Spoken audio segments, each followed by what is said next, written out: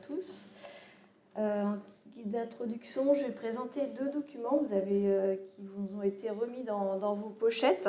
Ils n'ont pas été encore cités, donc je pense que c'était important de les porter à connaissance, ces documents. Donc le premier, c'est la stratégie de la filière viticole face au changement climatique. C'est un document qui a été fait cet été, qui a été remis au ministre de l'Agriculture pour montrer l'engagement de la filière face au contexte du changement climatique. Donc c'est une façon de s'approprier ce contexte et de porter collectivement une stratégie. Donc c'est un document qui est co-signé par mal d'instances et qui fait qui s'est appuyé sur les travaux du projet LACAV, qui a été largement cité ce matin. Deuxième document que vous avez également dans vos pochettes, donc c'est le guide de la transition agroécologique et du changement climatique en viticulture. Donc c'est un ouvrage assez dense qui a été sorti à l'occasion du Salon de l'agriculture 2022. Donc il vient tout juste de sortir.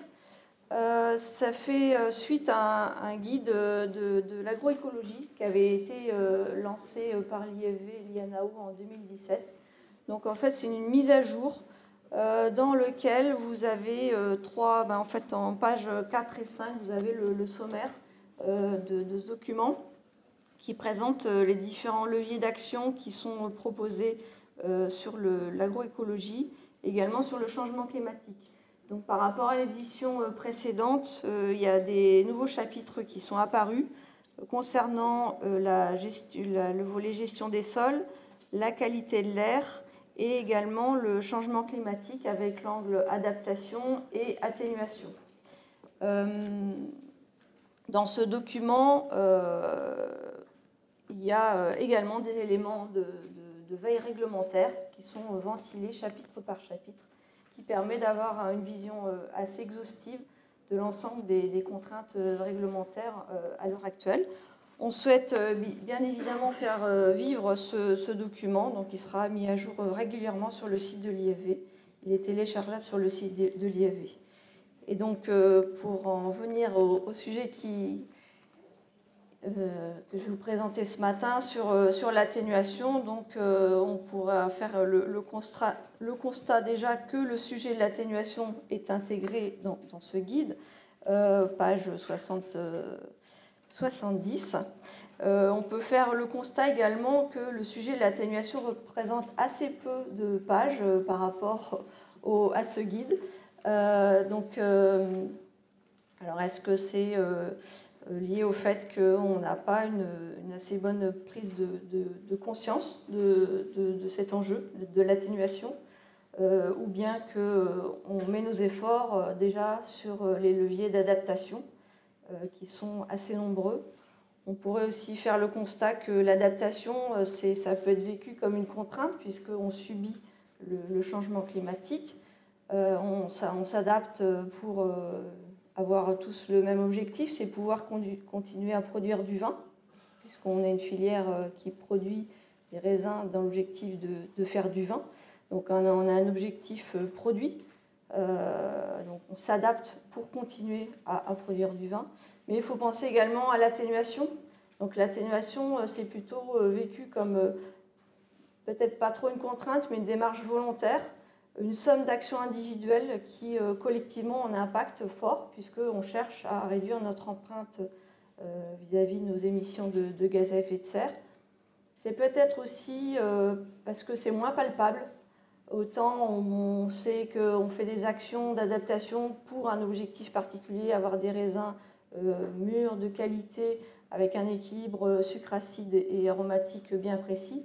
Et le volet atténuation, c'est un petit peu moins palpable. Ça nécessite aussi des évolutions de mentalité et donc de chercher à penser aux impacts de nos actions. Alors, je suis un petit peu longue dans mon introduction, mais c'est pour bien rentrer dans le cadre du sujet de l'atténuation. Et je voulais, en guise d'introduction, aussi citer une discussion que j'ai eue pendant la pause café, donc sur le projet Cigogne, avec Nadia Hogg tout à l'heure. Il me semble que c'était une discussion assez intéressante. Je voulais vous partager. Projet Cigogne qui vise à produire des peluches pour les touristes qui viennent en Alsace et qui veulent acheter une peluche avec une petite cigogne. Et ces peluches ne sont pas forcément produites en France, ne sont pas forcément produites localement. Donc elles ont un impact carbone assez fort. Et donc il y a une action qui est conduite pour viser à l'éco-conception de ces cigognes. On cherche toujours à en vendre, puisque on veut satisfaire le client, le touriste qui vient. C'est comme le vin, on voudra toujours produire du vin. Mais par contre, on cherche à améliorer son éco-conception. On cherche aussi à solliciter les fournisseurs pour repenser la fabrication de tous les produits entrants pour faire cette peluche. Donc je trouvais que la discussion qu'on a eue, elle était vraiment très intéressante. C'est pour ça que je voulais vous la partager. Donc l'atténuation, on parle de quoi? Donc des émissions de gaz à effet de serre. Donc vous avez des chiffres qui représentent la part des émissions de gaz à effet de serre de l'agriculture par rapport aux autres filières. Donc on a une part non négligeable pour laquelle il faut avoir bien conscience. Ça se traduit par des émissions de méthane, de protoxyde d'azote et de gaz carbonique. Donc comme je l'ai dit, on cherchera toujours à continuer à produire du vin. Mais par contre, notre souhait, ça sera de moins émettre. Également, penser au volet stockage de carbone, puisqu'on a un levier d'action, vu qu'on est une plante pérenne qui est implantée sur un territoire. On a des actions pour faciliter le stockage de carbone dans les sols. Donc, par rapport à ce contexte, ce changement climatique, on a bien parlé du volet adaptation. Et quand on regarde sur le volet atténuation, en fait, il y a des outils qui existent depuis les années 2000 qui visent à faire des bilans carbone, donc, qui permettent d'identifier les pratiques responsables des émissions de gaz à effet de serre, qui permettent d'identifier des mesures correctives efficaces et identifier les bonnes pratiques, donc des leviers qui permettent de réduire son empreinte par rapport au carbone. Vous n'êtes pas sans savoir qu'il y a des ambitions au niveau européen de Green Deal, donc qui ambitionne une neutralité carbone en 2050. Également une stratégie nationale bas carbone qui vise également une neutralité carbone à l'échéance 2050. Et puis la France a initié un projet, une méthode, une approche qui s'appelle Label bas carbone, qui permet de récompenser les acteurs dans la lutte face au changement climatique avec le volet atténuation. Dans le cadre du plan de relance également, il y a des aides de l'ADEME qui sont toujours actifs, donc, qui ont couru sur 2021-2022, qui visent à inciter à l'élaboration de diagnostics carbone pour les installés de moins de 5 ans, pour les filières agricoles, dont la filière viticole, ce qui permet d'avoir une empreinte carbone sur le périmètre d'une exploitation agricole. Donc c'est une incitation à l'élaboration d'un diagnostic. Alors, des éléments aussi de vocabulaire. Dans le jargon du carbone, on parle d'empreinte carbone. Donc l'empreinte carbone, c'est une petite calculette qui va permettre de faire une photo à un instant T des émissions de carbone qui sont réalisées sur un produit, sur une entreprise ou bien sur un territoire. Et puis il y a également des dispositifs d'incitation qui vont inciter les acteurs à s'engager à soit faire cette photo, cette empreinte, ou également s'engager à moins émettre de gaz à effet de serre. Donc concrètement, pour notre filière, sur le volet calculette empreinte carbone, on a 2 outils. Donc l'outil bilan carbone qui est initié par l'ADEME, qui est porté maintenant par l'association Bilan Carbone, et un outil qui a été fait par l'IEV, qui est sorti début 2022, qui s'appelle GES et VIT, comme gaz à effet de serre et viticulture, donc qui permet spécifiquement de calculer l'empreinte carbone d'une exploitation viticole, là, propre à notre filière, sur ce volet gaz à effet de serre, émissions et stockage. Concernant les dispositifs d'incitation, donc je vous l'ai cité, il y a les bons diagnostics carbone qui sont réalisés dans le cadre de France Relance, qui permettent d'avoir une incitation financière pour faire ces diagnostics. Et puis le dispositif label bas carbone, que je vais vous détailler là, donc, qui est porté par le ministère de la Transition écologique, qui va financer une transition pour inciter à moins émettre. Alors déjà, pourquoi et comment calculer son empreinte carbone quand on est au sein d'une entreprise? On peut effectivement faire une photo à un instant T de son empreinte carbone, ce qui permet d'identifier les postes les plus émetteurs, faire cette fameuse photo avec une calculette. On peut également se projeter, identifier les actions qui peuvent être mises en œuvre sur un temps à déterminer pour réduire son empreinte, en tout cas en se focalisant sur les leviers qui sont les plus impactants, toujours avec le souci de continuer à faire son activité, bien entendu. Donc on a un outil pour mesurer, un outil pour se projeter, un outil pour suivre les progrès, donc dans une démarche d'amélioration continue. Et puis le label bas carbone est là, un outil pour prouver que effectivement les émissions qui ont été l'empreinte carbone qui a été réduite du fait de ces moindres émissions sont bien réelles et sont prouvées via un dispositif, donc label bas carbone. Ce label bas carbone permet de diriger aussi les financements des projets vertueux pour le climat. Donc ça les quantifie, ça les identifie. Ça permet également de mettre en relation des acteurs du territoire qui peuvent être des particuliers, des collectivités, des entreprises qui voudraient avoir une dynamique de neutralité carbone, en tout cas d'acheter, de compenser leurs émissions carbone en achetant des crédits carbone. Ils peuvent maintenant acheter des crédits carbone auprès d'acteurs du milieu agricole. Donc, via ce dispositif label bas carbone. Je vais rentrer peut-être plus dans le détail. C'est un peu dense cette diapo, mais il y a tout dedans. Le ministère de la Transition écologique a fait un cadre très précis via un décret qui a donné un cadre pour savoir comment calculer les émissions de carbone pour le périmètre de l'agriculture. Donc, le ministère va approuver une méthode qui sera rédigée de façon volontaire par les acteurs d'une filière. Donc, ce sont des parties prenantes qui vont développer une méthode, la rédiger, et cette méthode sera ensuite approuvée officiellement par le ministère, dans lequel sont écrits la façon de calculer l'empreinte carbone d'une entreprise. Les acteurs vont pouvoir porter des projets pour s'engager vers une réduction de leur empreinte carbone. Ces projets seront labellisés par le ministère de la Transition écologique. Et enfin, la finalité, ça va être une mise en relation entre les acheteurs de crédits carbone et donc les acteurs qui vont avoir fait des actions pour réduire leurs émissions. Donc tout ça est contrôlé par un auditeur indépendant qui reconnaît que les actions sont effectivement justes. Pour vous illustrer la dynamique des filières agricoles,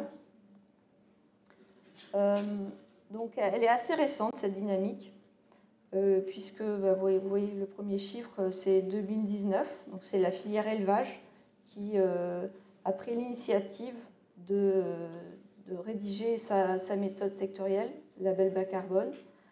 A été ensuite apparu d'autres méthodes comme plantation de vergers, récemment grande culture également qui a fait sa méthode label bas carbone. Et actuellement en réflexion, il y a plusieurs filières qui sont dans cette dynamique de réflexion d'une méthode sectorielle label bas carbone, comme l'IFIP, donc l'Institut du Porc, l'ITAVI, l'aviculture, Et puis l'IDEL qui cherche déjà à mettre à jour sa méthode qui date de 2019. Également le centre technique des fruits et légumes. Également sur cette dynamique de projet, je vous ai dit, ça permet de mettre en relation des acheteurs et des vendeurs de crédit carbone. Actuellement, sur le marché du carbone, il y a eu 700 000 tonnes de carbone qui ont été mis en transaction, donc issus de projets portés par le monde agricole. Alors, nous, ce qui nous concerne, c'est la filière viticole. Donc, l'IFV a été mandaté par le CNIV pour rédiger une méthode sectorielle pour la filière viticole. Donc, on s'est attaqué dans un premier temps à l'amont, c'est-à-dire commencer par produire des raisins. On a pour ambition de vous faire la deuxième étape, c'est-à-dire produire du vin. On sait qu'il y a des leviers qui sont faciles à faire et compréhensibles par également les consommateurs, comme l'allègement du poids de la bouteille. Donc ça fait partie de la deuxième étape. Actuellement, on est à la première étape de rédiger cette méthode avec l'ambition de la déposer auprès du ministère de la Transition écologique, suivre les étapes que je vous ai présentées dans le chapitre après, une méthode qui devra être expertisée par des tiers, officiellement validée, approuvée par le ministère, pour que derrière, des acteurs comme vous puissiez déposer des projets pour améliorer les trajectoires d'empreinte carbone au niveau d'une exploitation viticole. Alors, de quoi on parle quand on parle d'empreinte carbone pour la viticulture actuellement?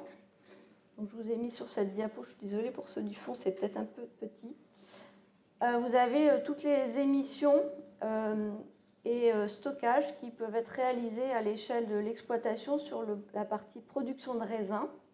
Donc, on va regarder à réduire son empreinte sur le CO2 par rapport à une moindre consommation d'énergie fossile, avec bien entendu les interventions culturelles qui sont faites via les engins agricoles, via également la lutte anti-gel ou bien l'irrigation.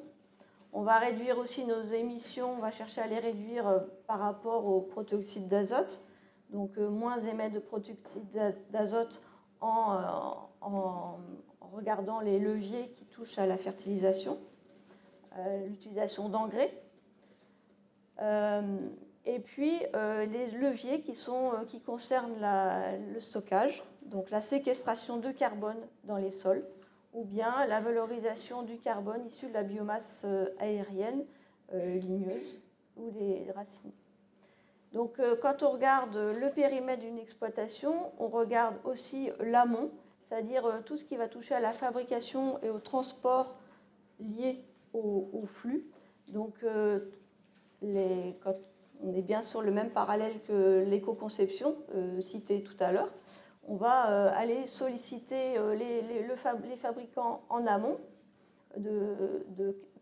pour intégrer le fait que le flux qu'on utilise, le produit qu'on utilise, il a un impact à la fois sur sa fabrication et son transport. Également, on va regarder l'aval de l'exploitation avec la valorisation des coproduits de la vigne. Voilà, alors je vous ai donné un aperçu de cette méthode qui n'est pas encore déposée, qui n'est pas encore approuvée. En tout cas, pour l'instant, ce qui est disponible actuellement, c'est de faire cette fameuse photo de son empreinte carbone, donc avec notamment l'outil développé par l'IFV, GC8, donc qui fera l'objet de l'atelier cet après-midi, où on va rentrer dans le détail de la méthode de calcul avec des exemples concrets, donc, qui permet de faire un diagnostic, une empreinte sur une exploitation et d'identifier les pistes d'action pour réduire son empreinte. Voilà, tout ça,